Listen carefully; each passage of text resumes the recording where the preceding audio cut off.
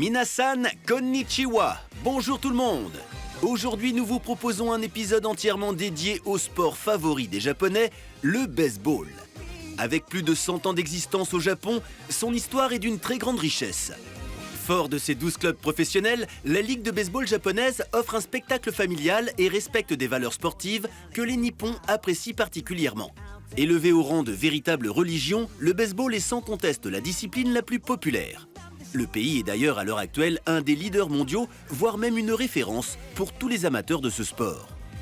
Dans cet épisode, nous irons tout d'abord au musée du baseball à Tokyo, afin d'en connaître davantage sur son introduction dans l'archipel. Ce lieu fait aussi office de conservatoire et on y trouve bon nombre de références retraçant son histoire. Nous partirons ensuite pour Osaka assister à un match entre deux équipes semi-professionnelles. Pour les non-initiés, on vous expliquera les règles de manière simple, ne vous en faites pas. Et nous finirons en agréable compagnie avec les Pom-Pom Girls de l'équipe d'Osaka, les Beast Girls. Elles supportent avec ferveur l'équipe des Buffaloes, mais les Beast Girls, c'est bien plus que ça. À la découverte du baseball, c'est tout de suite dans Asie Insolite.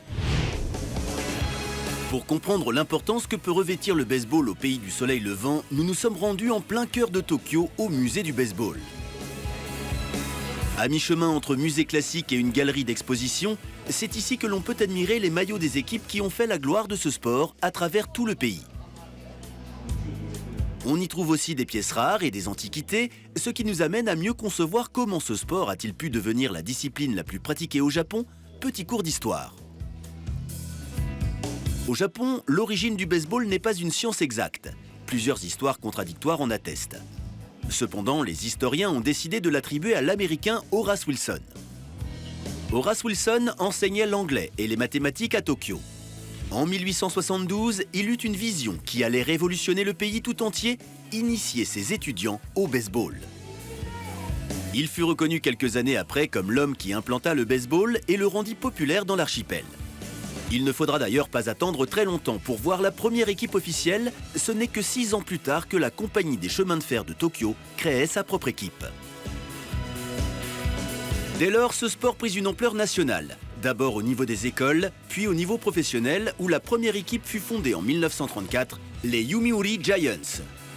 Ce n'est que 2 ans plus tard que le championnat de baseball fut créé, emmenant dans son sillage la ferveur du peuple nippon. Si vous êtes intéressé par le sport de haut niveau, sachez qu'il existe 2 ligues différentes, la Central League, la plus prestigieuse, et la Pacific League. Chacune de ces ligues est composée de 6 équipes. Les Japonais ont donc droit à 2 championnats distincts où les premiers de chaque ligue se rencontrent en fin de saison pour une rencontre explosive. Le musée du baseball comprend également une galerie qui rend hommage à leurs meilleurs joueurs. En anglais, ça se dit Hall of Fame. Lorsque l'on n'est pas connaisseur, il est évidemment difficile de comprendre la valeur de ces joueurs, même si certains détiennent des records incroyables.